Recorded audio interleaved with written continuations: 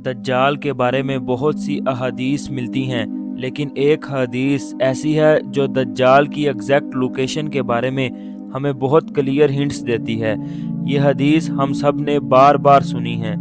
ایک دن رسول اللہ صلی اللہ علیہ وآلہ وسلم کی محفل میں ایک نصرانی شخص آتا ہے، اسلام قبول کرتا ہے اور اپنا حیرت انگیز واقعہ سناتا ہے۔ وہ کہتا ہے، میں اور میرے کچھ ساتھی عرب سے مشرق کی طرف سفر پر نکلے۔ ابھی ہم رستے میں ہی تھے کہ اچانک سمندر کا موسم بدل گیا اور ہماری کشتی بھٹک گئی۔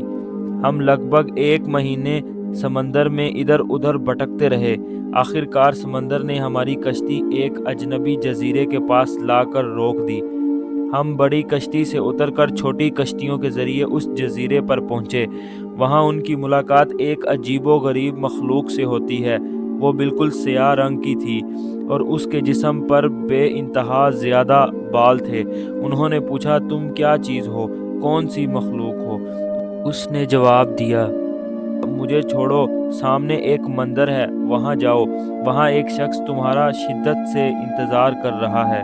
وہ لوگ اندر گئے اور دیکھا کہ ایک شخص زنجیروں میں جکڑا ہوا ہے۔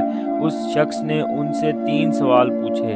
پہلا سوال، مجھے فلسطین کے کھجور کے درختوں کے بارے میں بتاؤ، کیا ان پر ابھی پھل لگتا ہے؟ انہوں نے کہا، ہاں بہت پھل لگتا ہے۔ اس نے کہا، بہت جلد وہاں کچھ بھی نہیں بچے گا۔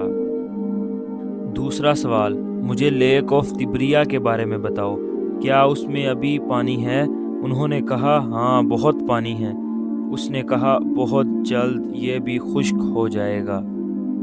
پھر تیسرا سوال، مجھے اس امی نبی کے بارے میں بتاؤ، کیا وہ ظہور کر چکے ہیں؟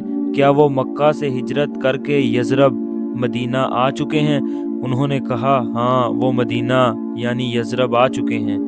تب اس شخص نے کہا، اب میں تمہیں بتاتا ہوں کہ میں کون ہوں۔ میں ہوں دجال اور بہت جلد اپنی قید سے آزاد ہو جاؤں گا۔ میں پوری دنیا میں گھوموں گا سوائے مدینہ یثرب کے۔ یہ واقعہ سن کر رسول اللہ صلی اللہ علیہ وآلہ وسلم نے لوگوں کو مخاطب کر کے فرمایا، اے لوگو، یہ ہے یثرب، یہ ہے مدینہ۔ تمیم داری جو کہہ رہے ہیں، مجھے اس میں سچائی نظر آتی ہے۔ یاد رکھو، دجال نہ یمن کے سمندر میں ہے اور نہ شام کے سمندر میں۔ پھر رسول اللہ نے مشرق کی طرف اشارہ کر کے 3 مرتبہ فرمایا، دجال مشرق میں ہے، دجال مشرق میں ہے، دجال مشرق میں ہے۔ اب ذرا غور کیجئے، تمیم داری مشرق کی طرف سفر کرتے ہیں، کشتی بھٹکتی ہے اور ایک جزیرے پر جا لگتی ہے۔ اگر ہم مدینہ سے سیدھی ایسٹ کی لائن دیکھیں تو سامنے عربین سی آتا ہے، جہاں صرف 4 جزیرے موجود ہیں: لکشدویپ آئی لینڈ انڈیا، سکوٹرا آئی لینڈ یمن، المسیرا آئی لینڈ عمان اور استولا آئی لینڈ پاکستان۔ حدیث بالکل کلیئر ہے، دجال یمن کے سمندر میں نہیں ہے، اس لیے سکوٹرا اور یمن کے جزیرے نکل جاتے ہیں۔ اب سوال یہ ہے، اگر دجال اس جزیرے پر قید تھا تو وہاں کوئی قدیم مندر کے نشانات ہونے چاہیے۔ انڈیا کے جزیروں پر ایسا کچھ نہیں ملتا، لیکن پاکستان کے استولا آئی لینڈ پر کیا موجود ہے؟ وہاں موجود ہے 2000 سال پرانے مندر کے اثرات۔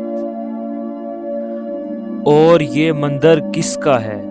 کالی ماتا کا، ہندو مذہب کی سب سے خوفناک گوڈیس، جس کا رنگ سیاہ اور جسم پر بہت زیادہ بال۔ کیا یاد آیا؟ بالکل وہی صفات جو اس عجیب مخلوق جساسہ کی بتائی گئی تھی۔ اب ذرا ایک اور حیرت انگیز بات سنیے۔ 1970s کی امریکن میوزک انڈسٹری کا سب سے مشہور بینڈ رولنگ سٹونز، ان کا ورلڈ فیمس لوگو کالی ماتا سے انسپائر ہو کر بنایا گیا، اور یہ بینڈ پوری ماڈرن میوزک انڈسٹری کو شیپ کرتا ہے۔